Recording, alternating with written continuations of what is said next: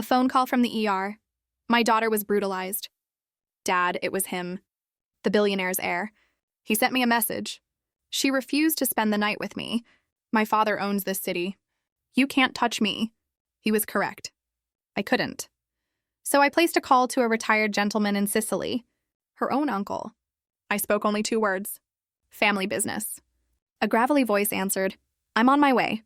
What he did with him shook me. What do you do when the world you believed in, the one built on laws and justice, crumbles right before your eyes? What happens when the system fails you and the only path to true justice means stepping into the darkness yourself? For 20 years, I lived by a code. Army intelligence taught me 3 things. Patience wins wars, information is the ultimate weapon, and evil men always believe they're untouchable. Right up until the moment they're not. 12 years ago, I traded that life of classified briefings and overseas deployments for something quieter. I started Larson Security Consultants in Portland, doing corporate risk assessments and private investigations. Legitimate work, good pay, home for dinner most nights. My military pension padded the bottom line, and my reputation for thoroughness kept clients coming back. Our life, my wife Amber's and mine, revolved around our daughter, Karina. We bought our modest Beaverton house when she was 7. You could still see the pencil marks on the kitchen door frame, tracking her growth, etched into the wood like memories. That Friday evening, Karina called out from the entryway, Dad, I'm heading out! At 21, she was a force of nature. She had Amber's striking features and my stubborn determination, a formidable combination. I looked up from my laptop at the kitchen table. Where to? I asked. Study group at Powell's, then maybe coffee with friends. She was double majoring in political science and journalism at Portland State. My girl wanted to change the world, and I had no doubt she would. Text when you're on your way home, I told her. She rolled her eyes with affection. Always do, old man. Amber emerged from her pottery studio, clay still dusting her forearms. Be safe, sweetheart. After Karina left, Amber settled into the chair beside me. You're working late on a Friday? She asked. Background check for a client, I replied, closing the laptop. Guy's hiring a CFO, wants to make sure there are no surprises. But it can wait. We met 17 years ago at a gallery in Seattle. She was displaying her ceramic work. I was there because my commanding officer's wife dragged us along. I watched Amber expertly dismantle a pretentious art critic with grace and steel. I was smitten before we'd even exchanged a word. Her family story was complicated. Her parents had immigrated from Mexico when she was a baby, but her maternal uncle Bruno stayed in Sicily, where the Moreno line originated. Bruno Moreno was a figure shrouded in family legend, a man whose import-export business nobody discussed in detail. He'd visited twice during our marriage, and both times I noticed the respect other men showed him. You're thinking about something, Amber said. I squeezed her hand. Just grateful, I admitted. We've built something good here, she smiled. We have. Neither of us knew those would be the last peaceful moments for a very long time. Chapter 2. Broken. The call came at 10:47 a.m. I was reaching for my phone before my eyes fully opened. That old combat instinct, recognizing the wrong time, the wrong ring. Amber sat up beside me as I answered. Mr. Larson, this is Dr. Patel from Emmanuel Hospital. Your daughter Karina was brought into our emergency department approximately 40 minutes ago. She's stable, but you should come immediately. The drive downtown was a blur. Amber sat rigid in the passenger seat, hands clasped so tight her knuckles were white. I kept my voice steady as I called Coleman Foster, my oldest friend, a detective with Portland PD. I need you to find out what happened, Cole. Emmanuel Hospital. They said she's stable, but that's all I know. I'm on it, Coleman said immediately. I'll meet you there. The ER waiting room. Fluorescent lights made everyone look like ghosts. A nurse led us back immediately, never a good sign when they don't make you wait. Dr. Patel met us outside a room. He wore that gentle, practiced expression medical professionals adopt when they have to deliver bad news. Your daughter was assaulted earlier this evening. She has a concussion, a broken nose, 3 cracked ribs, extensive bruising, and defensive wounds on her arms. We've completed a full examination and collected evidence for... I stopped hearing words. My ears roared. I was aware of Amber's hand gripping my arm, of Dr. Patel's mouth moving, but the sound was gone. Through the window, I could see Karina, my beautiful girl, her face a canvas of purple and black, her left eye swollen shut. can we see her? Amber's voice was barely a whisper. Inside, Karina's good eye opened when we entered. Mom, Dad. Her split lip made speaking difficult. I'm okay. Amber broke, tears falling as she held our daughter's hand. I stood at the bedside. For the first time in my adult life, I felt truly helpless. In Kandahar, in Baghdad, in a dozen other hellholes, I'd always known what to do. Always had a mission, a target, a plan. But standing here, looking at my broken daughter, that careful control I'd spent decades building. It started to crack. Who did this? My voice was surprisingly calm. Karina's jaw tightened. She had my stubbornness. I saw her decide to tell us despite her fear. Stanford Phelps. The name meant nothing to me then. But I'd learn. Oh, I'd learn everything. We met at a fundraiser last month for a campus advocacy group. He seemed charming, interested in the cause. He asked me to dinner tonight. She paused, wincing. It was supposed to be at a restaurant downtown, but he changed locations last minute. Said his father's penthouse had a better view, better privacy for discussing donations. Amber's hand tightened on Karina's. He wanted... Karina's voice cracked. He said spending the night with him was the prize for his donation. When I refused, when I tried to leave, she couldn't finish. Did he... I couldn't complete the question. No, I fought. I screamed. I got away before a doorman heard and called 911. Her good eye met mine. But Dad, he wasn't scared. Not even when the ambulance came. He just smiled and said his father would handle it. Coleman arrived 20 minutes later, his detective shield clipped to his belt, his expression grim. He'd been my roommate in basic training, my best man, Karina's godfather. In the hallway, he delivered the news I already suspected. Stanford Phelps, 26. Only son of Robert Phelps, real estate developer worth north of $3 billion. The kid has a sheet, but nothing that ever stuck. 3 prior assault allegations, all withdrawn. 2 DUIs that vanished. A sexual assault complaint from 2 years ago that got buried. How is that possible? Robert Phelps owns half the city council, funds the DA's campaigns, and has enough lawyers to form their own law firm. Coleman's voice was tight with anger. Uniform officers responded to the scene. Phelps's attorney was already there. By the time I heard about it and made calls, Stanford was home free. No arrest, no charges filed. The DA's office is calling it insufficient evidence to proceed. My daughter is in a hospital bed with a broken face. I know, true. And I'm telling you, this is bigger than what I can touch. The Phelps family is protected at levels that make my badge worthless. I stood very still. Then I'll handle it. I looked at my friend. Thank you for coming, Coleman. And for trying. But this is family business now. Something in my tone made Coleman step back. We'd known each other for 30 years. Seen combat together. Buried friends. He recognized that tone. Don't do anything that makes me have to arrest you. You won't, I promised. You won't find anything to arrest me for. I returned to Karina's room. She was asleep now, medicated and exhausted. Amber stood at the window, her reflection showing tear-streaked cheeks. Coleman says the man who did this will face no charges. I heard. Amber turned to face me, and I saw something in her expression I'd rarely witnessed. Cold fury. My brother. We should call Bruno. In 17 years of marriage, Amber had never suggested contacting her uncle for anything beyond birthday cards. The fact that she was suggesting it now spoke volumes about the Moreno family's unspoken understanding. Some problems the law couldn't fix, and Bruno Moreno specialized in the other kind. My phone buzzed. A text from an unknown number. She refused to spend the night with me. My dad owns this city. You can't touch me. I showed it to Amber. Her face went pale, then hardened. Call him, she said. Call Bruno.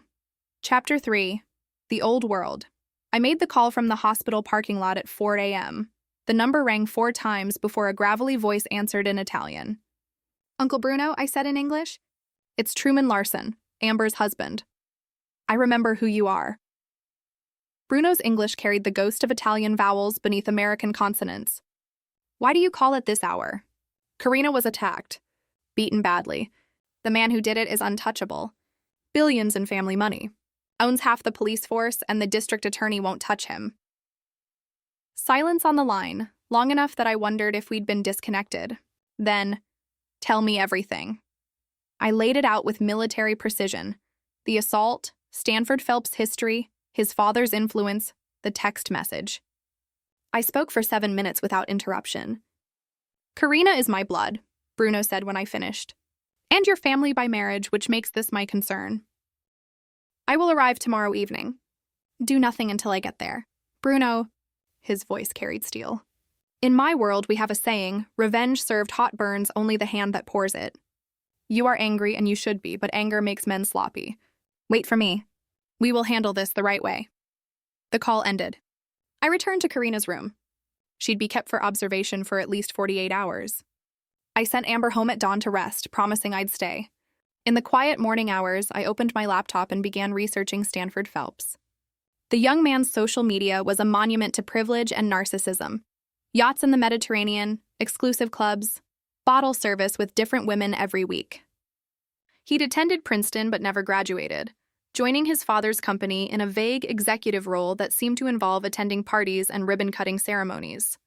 Robert Phelps was easier to research. His profile was everywhere, self-made billionaire, or so the story went. A real estate empire built on aggressive development and political connections. 3 marriages, each wife younger than the last. His current wife, Stanford's stepmother, was a former model, 20 years his junior. I dug deeper, using skills and access protocols I'd maintained from my intelligence days. The surface was all legitimate business, but in the margins, I found shadows. Lawsuits settled quietly, building code violations that vanished, competitors who mysteriously lost financing. Robert Phelps had built his empire on pressure and manipulation, and he'd raised his son to believe the same rules applied to people. Coleman called around noon. I'm going to tell you something off the record, and you didn't hear it from me. Go ahead. Stanford Phelps was questioned this morning, as a courtesy, by a junior detective who doesn't know better. It lasted 5 minutes before the lawyer shut it down, but I got a copy of his statement. He claims Karina came to his apartment willingly, that they had a consensual encounter, and she only got upset when he wouldn't commit to funding her pet causes, so she became aggressive, and he was forced to defend himself. Then she accidentally fell. My knuckles went white around the phone. His lawyer also filed a counter-complaint, Coleman continued, claiming Karina was attempting to extort money from Stanford through false allegations, and that the Larson family should expect a defamation lawsuit. He's going to sue us? It's a pressure tactic designed to shut you down before you make noise, True. I'm sorry. This system is broken when it comes to guys like this. After Coleman hung up, I sat with that information. Stanford wasn't just confident he'd get away with it. He was actively on offense, weaponizing the legal system to threaten his victim's family. That evening, Karina was more alert. The swelling in her face had gone down marginally, but the bruises were deepening to ugly shades. Amber had returned, and we were trying to coax our daughter to eat soup when she suddenly looked up. I need to tell you something. Her voice was clear now, determined. Before he smashed my phone, I was recording. I went very still. Recording what? When he changed the location, something felt off. So I started a voice memo app before I went inside. It was in my jacket pocket. The whole thing? Him propositioning me refusing, him attacking me. It's all there. The phone was destroyed, but everything backs up to the cloud. Amber's hand flew to her mouth. You have evidence! I gave the police my cloud password when they took my statement, but Coleman said. She looked at me. He said it won't matter. That evidence gets lost when people like Stanford are involved. I pulled out my phone and called Coleman immediately. The recording from Karina's phone hasn't been logged into evidence yet. A pause. No, nothing in the system. Why? Because it exists. Full audio of the assault, backed up to her cloud storage. Coleman's voice dropped. True, if I know about this, I have to submit it officially. And if I submit it officially, it'll be in the system where his lawyers can see it and get it suppressed before anyone relevant hears it. Or it might just disappear. Don't submit it yet, I said. Give me 24 hours. You're asking me to sit on evidence.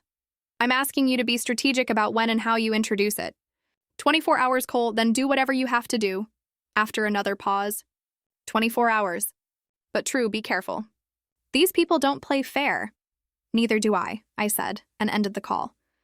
Bruno Moreno arrived at Portland International at 6 p.m. I picked him up alone. Amber stayed at the hospital with Karina. The man who emerged from the terminal looked nothing like the stereotype of a Sicilian mobster. At 72, Bruno was lean and weathered, wearing an expensive suit and carrying a single leather bag. His hair was silver, his face lined with decades of sun, and his dark eyes missed nothing. We embraced briefly. "Show me," Bruno said. At the hospital, Bruno sat beside Karina's bed for a long time, studying her injuries with an expression of stone. He took her hand gently, and when he spoke, his voice was soft and Italian. Words I didn't understand, but recognized as some kind of vow. Then Bruno turned to me. "Now we talk somewhere private." We went to a 24-hour diner near the hospital. In a corner booth, Bruno ordered espresso and listened as I laid out everything I'd learned about Stanford and Robert Phelps, the corruption protecting them, the existence of the recording. "This recording," Bruno said. "It is your ace. But played through their corrupt system, it will be neutralized. We must use it differently. I'm listening. You were intelligence, yes? You understand leverage and pressure points." Bruno sipped his espresso. "Robert Phelps has built an empire on corruption, which means he has many enemies. People he has crushed, cheated, destroyed. These people want revenge but lack the means or the courage. We find them. We unite them. And we use your daughter's evidence not to convict his son, though that will be pleasant, but to destroy the father's empire. When the empire falls, the son becomes vulnerable. You're talking about a coordinated campaign."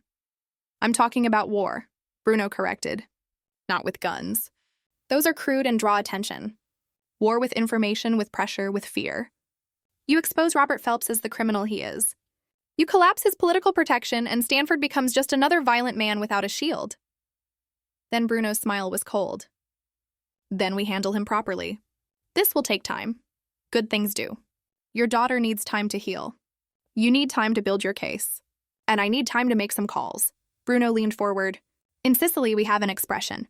Al nimiku nun ci duni manku lucori. To your enemy, not even the heart. But we are patient. We plan, we wait. And when we strike once and completely." I felt something settle in my chest. A sense of purpose, of direction. This was a mission now with objectives and strategy. "What do you need from me?" "Everything you can find on Robert Phelps and his business. Every enemy, every rival, every person he has wronged. I will handle finding the ones with useful information and the courage to use it.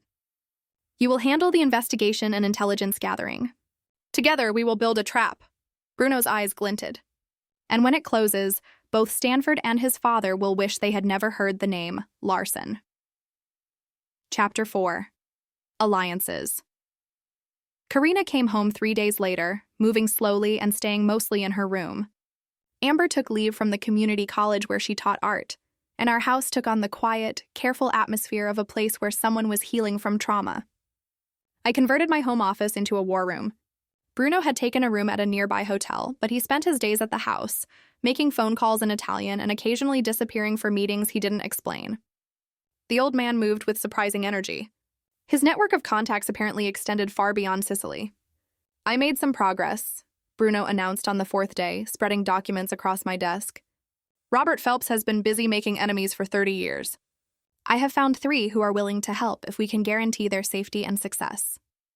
The first was Eric Ford, a former city councilman who opposed one of Robert's development projects and found himself facing fabricated ethics violations that destroyed his career. The second was Harvey Moran, a contractor forced into bankruptcy after Phelps used legal pressure to steal his company's largest project. The third was Andreas Wright, a journalist sued into silence after writing an investigative piece about Phelps's business practices. "They all have pieces of the story," Bruno explained, "but separately they lack the evidence and the courage to act. Together, properly orchestrated, they become dangerous." I had been conducting my own investigation, using techniques honed in military intelligence. I mapped Robert Phelps's empire, shell companies, offshore accounts, the complex web of political relationships that protected it all. What I found was extensive corruption, bribes to city officials, falsified building permits, intimidation of competitors, systematic tax evasion. "The question is how to make this public in a way that can't be suppressed," I said. Coleman Foster arrived that evening, officially off duty. In the war room, he studied the evidence I'd compiled with a detective's eye. "This is good work," Coleman admitted. "Better than good. This is prosecutable. But the DA won't touch it. Marcia Cantrell has been in Phelps's pocket for years. Her last 3 campaigns were funded by his PAC. So we go over her head," Bruno said. "The federal authorities, the FBI, would need a reason to get involved," Coleman said. and they need to believe they have a case that won't be killed by political pressure at higher levels. I'd been thinking about this. What if it wasn't just about Robert Phelps? What if we connected his corruption to a broader pattern? Other developers, other politicians, a systemic problem that the feds couldn't ignore? Coleman's eyes narrowed. You need a trigger, something that forces their hand and makes it a PR nightmare if they don't investigate. A scandal, Bruno said softly. Something public that cannot be ignored. Something that makes Robert Phelps radioactive to his political allies, forcing them to distance themselves. And in that moment of weakness, we introduce the evidence through channels he cannot control. I turned my laptop and pulled up Stanford Phelps's social media again. Stanford is throwing a party next weekend. Annual charity gala at his father's downtown tower. Politicians, business leaders, media coverage. He posts about it every year. Makes a big show of being philanthropic. You want to crash his party? Coleman asked.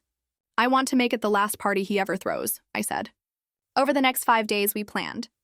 Bruno reached out to Eric Ford, Harvey Moran, and Andreas Wright, bringing them into the fold with promises of protection and revenge. Coleman used his connections to identify which FBI agents in the Portland field office were clean and which were potentially compromised by Phelps's influence. I focused on Stanford. The young man's arrogance was a gift. He documented everything online, creating a detailed record of his activities. I identified a pattern: multiple women who'd appeared in Stanford's social media photos and then vanished. Using my investigative skills, I tracked them down. The first was Diana Hurley, now living in Seattle. She didn't want to talk, hanging up when I mentioned Stanford's name. But I persisted, calling back with a different approach. My daughter was assaulted by Stanford Phelps, I said simply. I'm not a reporter. I'm not a cop. I'm a father trying to protect my child from a dangerous man. If he did something to you too, I need to know I'm not alone in this. After a long pause, she spoke. He raped me 2 years ago at his apartment. I went to the police. I had bruises. I had a hospital examination. I had evidence. His lawyers made me sign an NDA and accept a settlement. Said if I ever spoke about it, they'd bury me in lawsuits. I needed the money for my mother's medical bills, so I signed. Would you be willing to break that NDA if I could guarantee he'd face consequences? Do you really think you can touch him? His family owns everything. I'm working on it, but I need to know I'm not wrong about who he is. Diana gave me 3 more names. By the end of the week, I had spoken to 7 women. 6 had stories similar to Karina's: assault, intimidation, NDAs, and settlements. 1 had been in high school when Stanford, then 23, had pursued her at a party. None of them would go on record. The fear Robert Phelps had instilled was too deep. But they provided information: dates, locations, details that corroborated a pattern of predatory behavior spanning nearly a decade. This is valuable, Coleman said, reviewing my notes. But without testimony, it's still not enough. We have Karina's recording, I reminded him, which we haven't officially submitted to evidence, meaning it's not legally admissible in any current proceeding. Bruno had been quiet, listening to our debate. Now he spoke. You are thinking like men bound by their laws. We are not bound. The recording does not need to be evidence in a court. It needs to be heard by the public. I understood immediately. A leak. Not yet, Bruno cautioned. First, we set the stage. We prepare the battlefield. The charity gala is in 3 days. We use that event to create chaos in Robert Phelps's world. Then, in the midst of that chaos, we release the recording through channels that cannot be suppressed. Social media, multiple news outlets simultaneously, directly to the FBI. By the time his lawyers react, it will be everywhere. And Stanford? I asked. Bruno's smile was cold. For him, we have a different plan. One that addresses the personal nature of his crime. Chapter 5. The Setup. The charity gala was scheduled for Friday night at the Phelps Tower, a glass and steel monument to Robert's wealth overlooking the Willamette River. Tickets cost $10,000 per couple, with proceeds supposedly going to youth education charities. Though Andreas Wright's research had revealed that less than 15% of previous year's proceeds had actually reached charitable organizations. Bruno's and my plan had multiple components, each designed to converge at the gala itself. Eric Ford, the former councilman, would attend as the guest of a city supervisor who owed him a favor. His job was to circulate among the politicians, reminding them quietly of Robert Phelps's vulnerable position should anyone choose to investigate seriously. Harvey Moran, the contractor, had used his industry contacts to discover that the Phelps Tower itself had serious building code violations, structural issues that had been covered up through bribed inspectors. He prepared a detailed report, complete with photographic evidence, ready to be delivered to the appropriate city departments at precisely the right moment. Andreas Wright had spent the week reaching out to journalists he trusted, people who had been burned by the Phelps machine before and would jump at the chance to break a real story. He'd primed them with hints of a major scandal about to break, told them to watch social media Friday night, and made sure they had secure methods to receive leaked documents. Coleman's role was more delicate. He'd connected with FBI Special Agent Brett Hayes, an organized crime specialist who'd been quietly building a case against corruption in Portland's real estate development sector. Hayes was professional, careful, and most importantly, not in Robert Phelps's pocket. Coleman briefed him on the evidence I'd compiled, warning him that something significant would happen soon. "I can't promise the Bureau will act immediately," Hayes had said. "But if you can give me probable cause and evidence that hasn't been compromised by local corruption, I'll get it to prosecutors who will take it seriously." Bruno handled the most sensitive component through his connections, contacts I still didn't fully understand. He'd arranged for protesters to gather outside the gala. Not random activists, but people with legitimate grievances against Phelps developments, families displaced by his projects, workers who'd been cheated, communities destroyed by his aggressive tactics. Over 200 people, organized but peaceful, with signs and chants that would draw media attention. "The optics will be devastating," Bruno explained. "Robert Phelps throwing a lavish party while people he's harmed stand outside in the rain. The news cameras will love it. And Stanford?" I pressed. "Stanford will be at the party, playing the dutiful son," Bruno said. "He will feel safe, surrounded by his father's power. That is when we strike." The day before the gala, I visited Karina. She was healing physically, the bruises fading from black to purple to yellow, the swelling in her face diminished. But I saw the shadows in her eyes, the way she startled at unexpected sounds, the anger simmering beneath her careful composure. "I want to help," she said when I explained the plan. "Absolutely not. You've been through enough. Dad," her voice was firm, "he did this to me and he's done it to other women.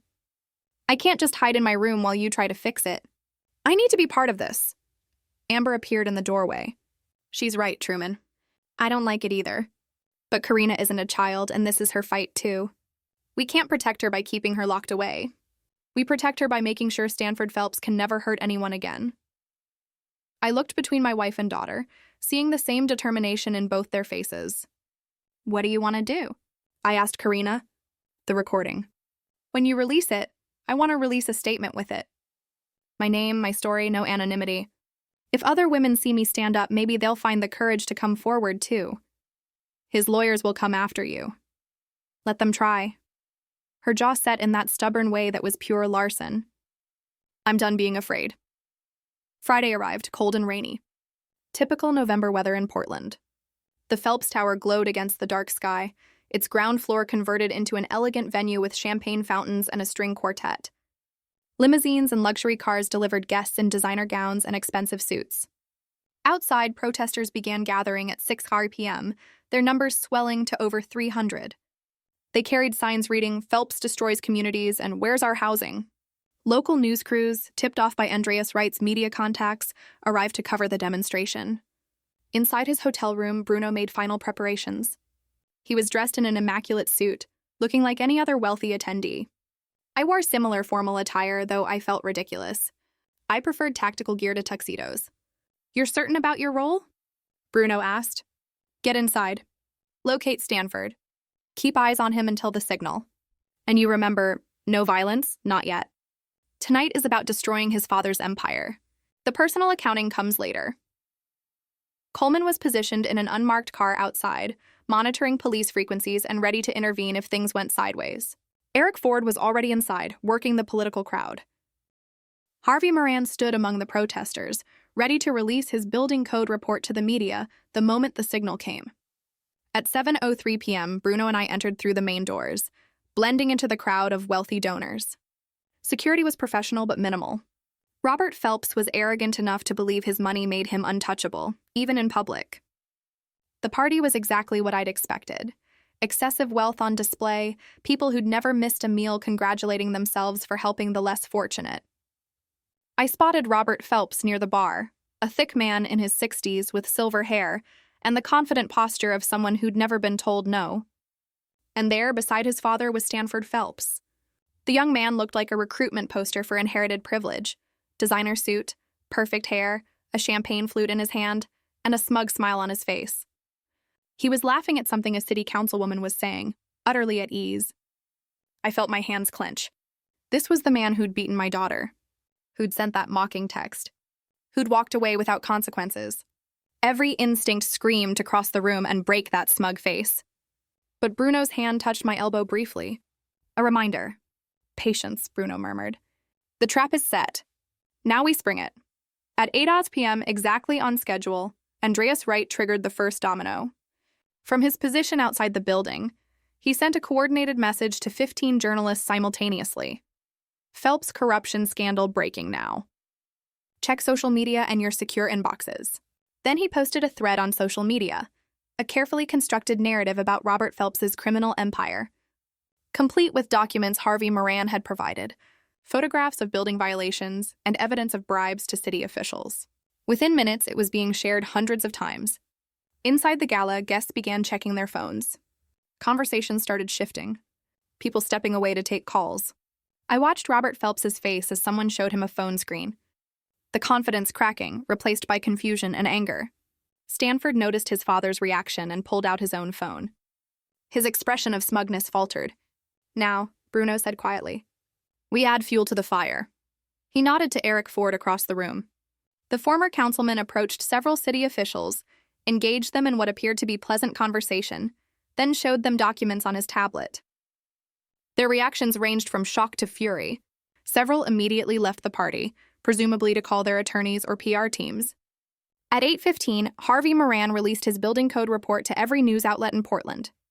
The Phelps Tower itself, this gleaming monument to Robert's success, was flagged as potentially dangerous, with structural deficiencies that could put occupants at risk. The irony was delicious. Robert Phelps's gala was being held in a building that might need to be evacuated. By 8:30, the party was in chaos. Half the guests had left. Reporters were calling for comment. The protesters outside had swelled to over 400, their chants audible even through the tower's thick glass. Robert Phelps stood in the center of the room, his phone pressed to his ear, barking orders at someone. His face had gone red, veins visible in his neck. Around him, political allies and business associates were actively avoiding eye contact, the social equivalent of rats fleeing a sinking ship. And Stanford. Stanford looked genuinely frightened for the first time. He stood near the bar, isolated as people who'd been laughing at his jokes minutes ago pretended not to see him. It's his time, Bruno said. Chapter 6, The Vice. My phone buzzed. A message from Coleman, FBI en route to Phelps Tower. Hayes has authorization for immediate document seizure based on fraud evidence. ETA 10 minutes. Things were moving faster than planned. The trap was working almost too well. Bruno had pulled out his own phone, navigating to a private website. The recording, he said. Karina gave me permission to upload it to multiple platforms simultaneously. Once I press this, it will go live on 5 different social media platforms, 3 YouTube channels, and be emailed directly to 24 journalists. It cannot be stopped. Do it, I said. Bruno's finger touched the screen. Within seconds, Karina's voice filled the internet. I appreciate the invitation, Mr. Phelps, but I'm not comfortable going to your apartment instead of the restaurant. I think I should leave. Then Stanford's voice, smooth and entitled, Don't be difficult. I'm offering a very generous donation. All you have to do is be friendly. And Karina's response, firm, That's not what philanthropy means. I'm leaving.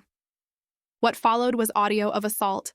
Stanford's voice turning ugly, furniture crashing, Karina's screams for help, his casual laughter as he hit her. The recording lasted 8 minutes and captured everything. His confession that he expected sex in exchange for his donation, his assertion that his father owned the police, his threats about what would happen if she reported him. It was damning. It was crystal clear. And it was already viral. I watched Stanford's face go white as someone showed him a phone. The young man's hands were shaking. Robert Phelps pushed through the remaining crowd, grabbed his son's arm, and pulled him toward a private elevator. But before they could reach it, FBI agents entered the building. Hayes leading a team of 6, all wearing blue windbreakers with yellow letters. Robert Phelps, Hayes announced, his voice carrying across the now silent room.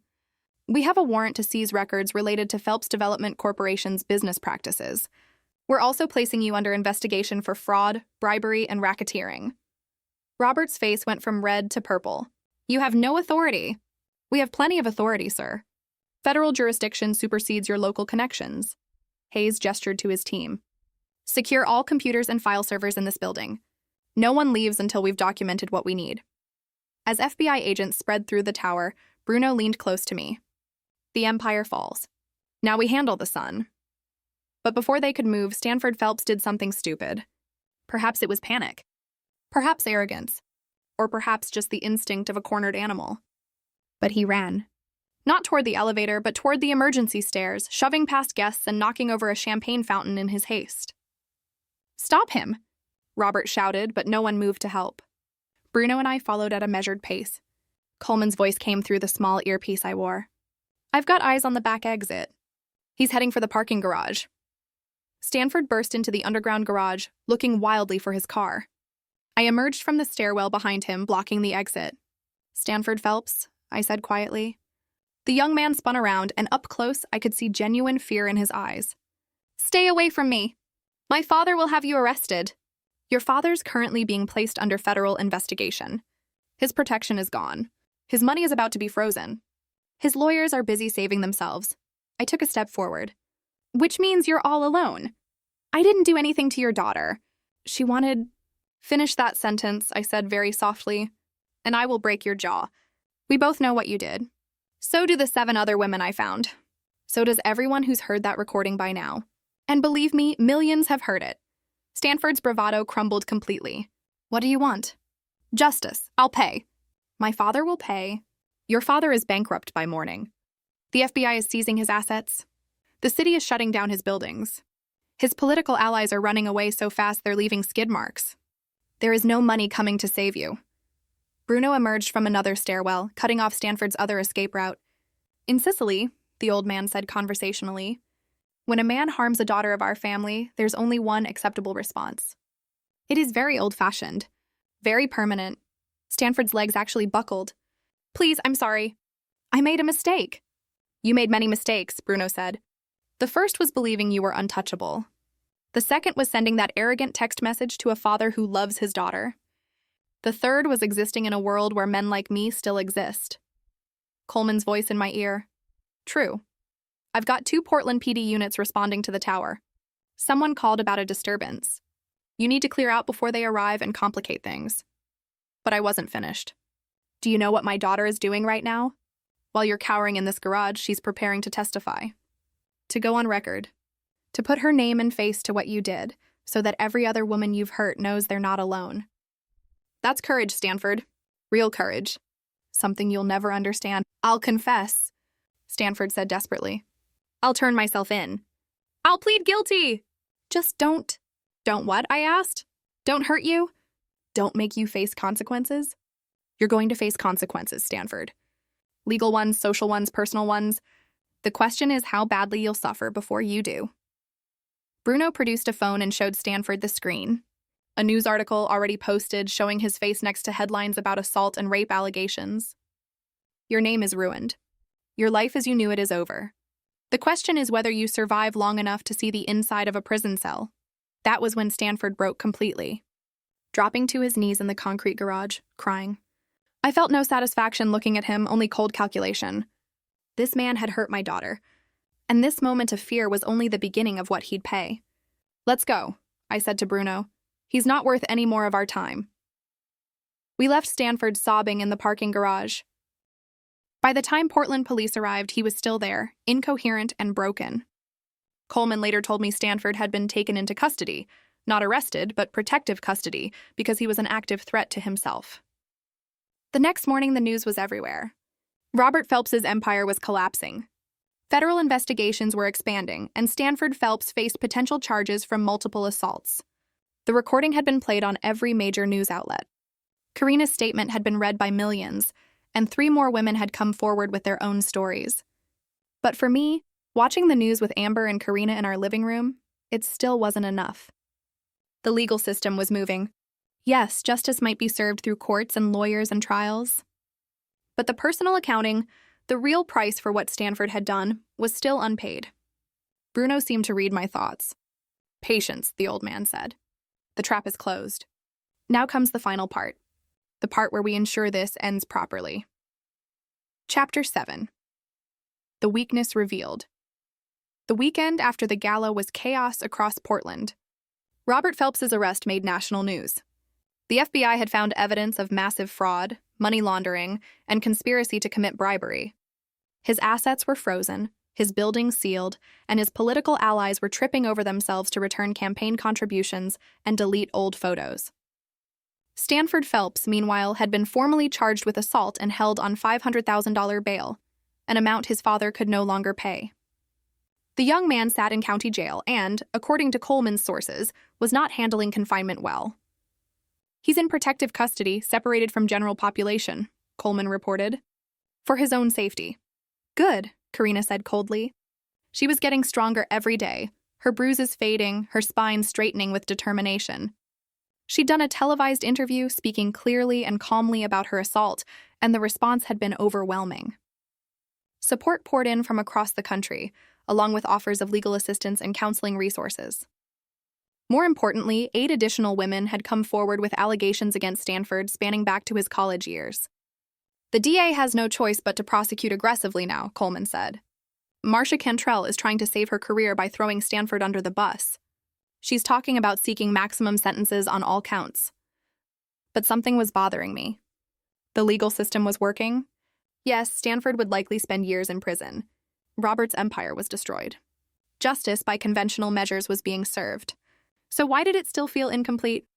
Bruno had been quiet, spending his days making phone calls and meeting with contacts whose names he never shared.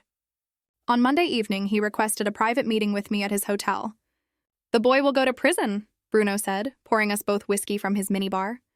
"Probably 8 to 12 years with good behavior. He will survive. Men like him often do.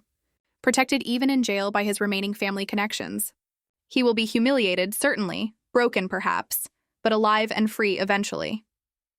"You're saying that's not enough?" "I'm saying you have a choice."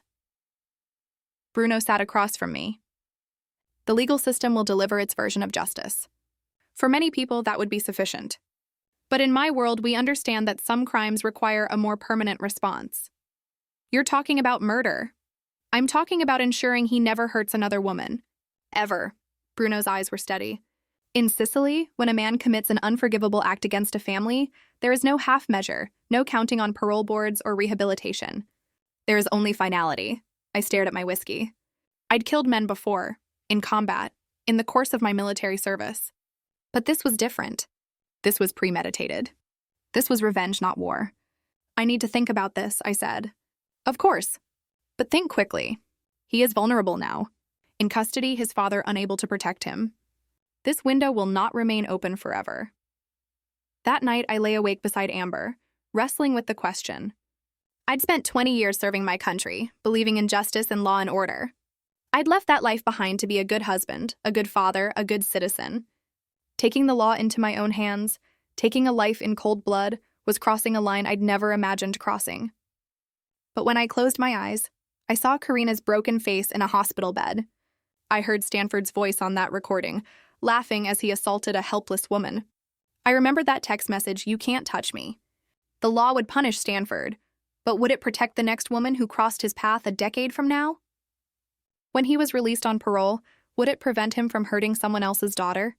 Wednesday morning brought news that complicated everything. Andreas Wright called me directly. "You need to see this." The journalist had uncovered something new, evidence that Robert Phelps had been quietly liquidating offshore assets, despite the FBI's seizure orders. Money had been moved to accounts in Switzerland and the Cayman Islands. Over $200 million federal investigators didn't know about. "He's preparing to run," Andreas explained. "And if he runs, he takes Stanford's defense fund with him. There are rumors of a deal being negotiated. Robert might flip on his political co-conspirators in exchange for reduced charges and witness protection.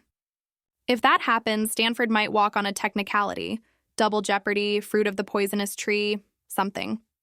His lawyers are already filing motions. I felt ice in my veins. How possible is this? It's the federal system. Strange things happen, and Robert Phelps has information that could destroy dozens of powerful people. If he offers to talk, the prosecutors might prioritize that over putting his son away. That afternoon, Coleman confirmed it. There's talk of a deal. Robert has evidence of corruption going up to the state level. Governors, senators, federal contractors. The FBI wants that information more than they want Stanford's conviction. I'm sorry, True, it's politics. Karina found me in my office that evening, staring at nothing. Dad, are you okay? How do you feel about the idea that Stanford might not go to prison? She was quiet for a long moment. I'd be angry, but I'd survive. Because at least his life is destroyed. At least everyone knows what he did. What if he rebuilds? What if he changes his name, goes somewhere else, and in 10 years he's hurting women again? Karina sat down beside me. Then I want someone to stop him, permanently. Karina, I know what you and Uncle Bruno are discussing. Mom told me. And I know you're struggling with it because you're a good man. She took my hand. But Dad, sometimes good men have to do hard things to protect people from bad men. That's what you did in the army, right? Made hard choices so other people would be safe. That was war. This is different. Is it? Stanford Phelps is a predator.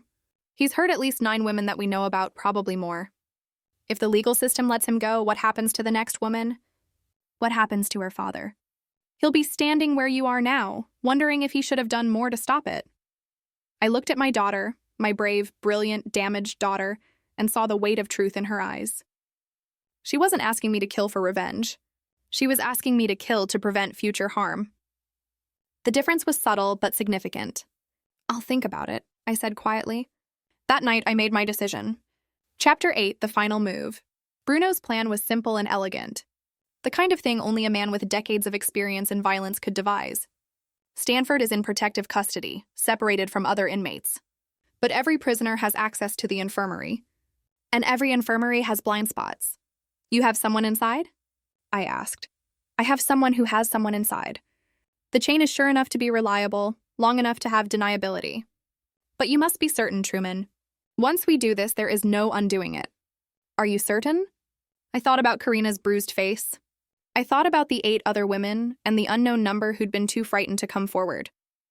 I thought about Stanford's smug smile at that gala, and his father's arrogant certainty that money could buy anything, even immunity from consequences. And I thought about the fact that the legal system, the system I'd spent my life believing in, was preparing to let a serial rapist walk free because his father had valuable information. I'm certain, I said. But I have conditions. Name them. It has to look natural or accidental. No execution-style murder that starts an investigation. And I want to be there. I want to see it happen. Bruno studied me for a long moment. This will change you. Seeing a man die, even a man who deserves it, is different from making the decision. Are you prepared for that? I've seen men die before. Not like this. In combat, death comes quickly, with adrenaline and chaos. This will be slow and deliberate. You will have time to think, time to doubt, time to regret. And you cannot show any of that. You must watch him die and feel nothing. Show nothing, because any crack in your control is a risk to all of us. I understand. Then we proceed. But Truman, after this, you can never go back. There is no version of you that exists after this moment who did not participate in murder. You must accept that. I had been thinking about this for 3 days. I'd examined my conscience, my values, my identity. I'd asked myself if I could live with the alternative. Stanford alive, potentially free, potentially hurting more women. And I'd found that I couldn't. Some men need killing. My drill sergeant had said that once years ago, discussing enemy combatants. It had seemed harsh then. Now it seemed like simple truth. I accepted, I said. Tomorrow night, the infirmary has late shift coverage that is sympathetic to our cause. Stanford has been complaining of chest pains, stress from his incarceration. He will be moved to the infirmary for observation. There will be a window of approximately 30 minutes when certain security cameras are undergoing routine maintenance. During that window, he will suffer a medical emergency, a heart attack. Very sudden, very fatal. The official cause will be undiagnosed heart condition exacerbated by stress. He is young, but it happens. How do I get inside? You don't. We have a camera feed that will show you everything. You will watch from a secure location, and when it is done, you will confirm he is dead. Then we all walk away and never speak of this again. That seemed wrong. If I was going to order a man's death, I should have the courage to witness it directly, to own what I'd done. But Bruno was right about the practical concerns. My physical presence at the crime scene would be an unnecessary risk. "Show me the feed," I said. Bruno produced a laptop and opened an encrypted program. The screen showed a grainy black and white view of a small infirmary room. One bed, basic medical equipment, a single door. "This is the room. Tomorrow night, Stanford will be in that bed. And he will not leave." The next day was surreal. I went through normal motions. Breakfast with Amber and Karina, a client meeting by video call, paperwork for my security consulting business. But all of it felt distant, like I was watching someone else live my life. Coleman called around noon. The prosecutors offered Robert Phelps a deal this morning. Full cooperation in exchange for reduced charges and witness protection. It's happening, True. Stanford's defense team is already filing motions to suppress evidence, claiming it's fruit of an illegal investigation. They might actually get him off. "Thanks for letting me know," I said, my voice steady. At 8 p.m., I drove to a storage unit on the outskirts of the city. Bruno was already there along with two men I'd never seen before. Both middle-aged, both with the careful eyes of people who'd done violence professionally. Nobody offered names. Nobody shook hands. Bruno set up the laptop on a card table. "The feed is live. Stanford was transferred to the infirmary 20 minutes ago, complaining of chest pains and difficulty breathing. The doctor on duty examined him, found nothing wrong, but admitted him for observation. The night nurse just started her shift. She is one of ours. She will ensure no one else enters that room." The screen showed Stanford lying in the infirmary bed, looking pale and frightened. Good, I thought. Let him be frightened. Let him know what it feels like to be helpless. "How does it happen?" I asked. One of the silent men spoke for the first time. "Potassium chloride injection. Causes immediate cardiac arrest. When administered properly, it's nearly undetectable in routine autopsy. Combined with his documented anxiety and high-stress situation, the cause of death will be listed as heart failure." "Natural causes. Who administers it?" "The nurse. She'll go in at 10 p.m. to check his vitals. She'll inject it into his IV line. He'll be dead within 90 seconds. She'll wait 5 minutes, then discover the body and call for help. By the time anyone responds, it'll be too late. The official story is that he died suddenly of a heart condition no one knew he had." I watched the screen. Stanford was alone in that room, probably terrified, probably praying his father would somehow save him. But Robert Phelps was in federal custody. His empire destroyed, his power gone. Stanford was truly alone for the first time in his life. The minutes crawled. Bruno offered whiskey. I declined. My head needed to be clear for this. I needed to remember every moment, to own what I was doing, to accept the weight of it. At 9:58 p.m., the nurse entered the frame. A woman in scrubs who moved efficiently around the room, checking monitors and adjusting Stanford. Stanford spoke to her. The feed had no audio, but his body language was pleading. The nurse's expression was professionally neutral. She produced a syringe from her pocket, checked it carefully, and approached the IV line. This was it. The moment I could still stop it. I could call out, tell Bruno to abort, let the legal system handle things however it would. I could preserve the version of myself who'd never ordered a man's death. But then I thought of Karina's words. What happens to the next woman? The nurse inserted the syringe into the IV port. Stanford's body went rigid. His back arched off the bed, hands clutching at his chest, his mouth opened in what must have been a scream, though the silent feed robbed it of sound. He thrashed for perhaps 30 seconds, then went still. The nurse watched dispassionately, checking her watch. After a minute, she checked his pulse, then his pupils. Then she calmly walked to the door and left the room. I watched Stanford's body for another minute, waiting for some sign of life, some movement. Nothing. Stanford Phelps was dead. It's done, Bruno said quietly. One of the silent men shut down the laptop and began breaking down the setup. Within 5 minutes, the storage unit was empty, except for Bruno and me. How do you feel? Bruno asked. Nothing, I said, and realized it was true. I'd expected guilt, regret, horror, or something. But watching Stanford die had felt like watching a problem solve itself. Cold, mechanical, necessary. That's good, Bruno said. The guilt comes later. Maybe, or maybe not. Some men are built for this kind of work, and they never regret what must be done. Time will tell which kind you are. We drove back to the city separately. I arrived home at midnight. Amber was still awake, sitting in the living room with a book she wasn't reading. "Is it done?" she asked. "Yes," she nodded slowly. "I'm not going to ask details. I'm not going to judge. But Truman, promise me this was the last time. Promise me we don't become people who solve problems this way." "I promise," I said, and meant it. I'd crossed a line tonight, but I wouldn't make a habit of it. This was an exception, a specific response to a specific threat, not a new way of life. Amber embraced me, and we stood together in the quiet house, holding each other against the darkness we'd invited in. Chapter 9. Aftermath. The news broke at 6 a.m. Stanford Phelps had died of sudden cardiac arrest while in custody. The county medical examiner ruled it natural causes, likely related to an undiagnosed heart condition exacerbated by the stress of incarceration. An investigation was opened, but preliminary findings showed no signs of foul play. Robert Phelps, from his own federal holding cell, reportedly broke down upon hearing the news. His deal with prosecutors moved forward anyway. He had too much valuable information about too many powerful people. He would spend 10 years in minimum security and then vanish into witness protection. His empire gone, but his life preserved. Some might call that injustice. I called it acceptable collateral damage. The father had lost everything that mattered: his legacy, his reputation, his only son. Let him live with that. The following week brought a cascade of revelations. Robert's testimony implicated 32 public officials in corruption schemes spanning 15 years. The mayor resigned. The district attorney was indicted, and Oregon's governor announced she wouldn't seek re-election. The fallout would reshape Portland politics for a generation. For the Larson family, life slowly returned to something resembling normal. Karina continued her recovery, attending therapy and finding strength in survivor advocacy work. She'd become a voice for women who'd been silenced by powerful men, speaking at universities and legislative hearings about the need for justice system reform.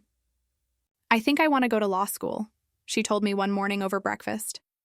"I want to be the kind of lawyer who fights for people like me, who makes sure men like Stanford don't get away with what they do." "You'd be brilliant at it," I said, pride thickening my voice. Amber returned to teaching, finding solace in creating beauty with clay and helping students discover their own artistic voices. She never asked me for details about what happened in that storage unit, and I never offered them. Some things were better left unspoken between people who loved each other. Coleman Foster was promoted to detective sergeant, his role in exposing the Phelps corruption earning him commendations. He and I still met for coffee every Friday, talking about sports and family and anything except the night Stanford died. Bruno Moreno stayed in Portland for another week, long enough to ensure no investigation into Stanford's death gained traction. Then, one evening, he appeared at our house with his leather bag packed. "I return to Sicily tomorrow," he announced. "The business here is finished." Karina embraced him carefully. Her ribs were still healing. "Thank you, Uncle Bruno, for everything." "Family is everything," Bruno said simply. "Never forget this." At the door, Bruno pulled me aside. "You did well. The boy is gone. The father is destroyed. And justice, true justice, has been served. But Truman, remember what I told you. This kind of work changes a man. Watch yourself carefully. Make sure the darkness you invited in does not make itself at home." "I will," I promised. Bruno studied me for a moment, then nodded. "You are stronger than most. You will be fine. But if you ever need counsel, if the weight becomes too heavy, you call me. Some burdens should not be carried alone." After Bruno left, I stood on my porch in the cool November evening, looking at the quiet suburban street where my family had built their life. Nothing looked different. Same houses, same streetlights, same normalcy. But I was different. I'd stepped outside the bounds of law and order, had taken justice into my own hands, had ordered a man's death. And I didn't regret it. That should have troubled me more than it did. But when I thought about Stanford Phelps, I felt only satisfaction. A predator had been removed from the world. Women were safer because of it. My daughter could heal, knowing her attacker would never hurt anyone again. If that made me a monster, I could live with being a monster. 3 months later, in February, I sat in my office reviewing a routine corporate background check when my phone buzzed. A message from an unknown number. "Thank you." It was from Diana Hurley, the woman in Seattle who'd been assaulted by Stanford 2 years earlier. She sent a link to a news article about a scholarship fund being established in Stanford's memory, funded by settlements from several of the women he'd assaulted who'd banded together to support survivors of sexual violence. "We're turning his death into something positive," Diana wrote. "Making sure some good comes from all the pain. I don't know exactly what happened to him in that jail cell, but I know you were involved somehow. So thank you for believing us, for protecting other women, for doing what the law wouldn't do."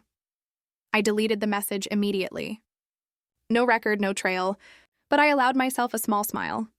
The darkness I'd invited in hadn't made itself at home. It had simply eliminated a threat and then departed, leaving my family safe and my conscience clear. That evening, I found Amber in her studio, working on a new piece, a series of vessels representing strength emerging from brokenness. She looked up as I entered, clay on her hands, peace in her expression. "How was your day?" she asked. "Good," I said. "Routine client work? Nothing exciting. That's good. Boring is good." We'd become experts at normal conversation and maintaining the surface of our life while carrying the weight of what we'd done underneath. It was its own kind of courage, I thought. The courage to live with difficult truths and still find joy in ordinary moments. Karina was upstairs studying for her LSAT, her future taking shape in the aftermath of her trauma. She was stronger now, her spirit unbroken despite everything Stanford had tried to break.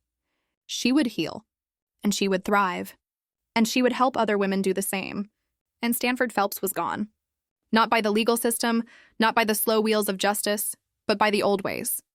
Family defending family, the strong protecting the weak. Evil men facing consequences they thought they'd escaped. Bruno had been right. It was very old-fashioned, very permanent, and very, very necessary. I walked through my home, listening to Amber's music playing softly from the studio, hearing Karina's voice as she read practice questions aloud to herself, feeling the warmth of the life we'd built together. This was what I'd fought for. This was what I'd protected. And I would do it again in a heartbeat if I had to. But I hoped, deeply, sincerely hoped that I'd never have to. One trip into that darkness was enough for any man. I'd seen what I was capable of when my family was threatened. Had learned that my moral lines were less fixed than I believed. That knowledge would stay with me forever. A shadow in my mind that could never be fully banished. But shadows served a purpose. They reminded you where the light was and what was worth protecting. And as I stood in my home, surrounded by the people I loved most in the world, I knew I'd made the right choice. Some men need killing, and some fathers love their daughters enough to become the men who do what needs doing. The world was safer for it, and the Larson family was whole. This whole experience, it changed me. It made me question everything I thought I knew about justice, about right and wrong. What about you? Have you ever faced a moment where the system failed, and you felt compelled to take matters into your own hands, even if it meant stepping outside the lines? What would you have done in my place? I'd really love to hear your thoughts in the comments below.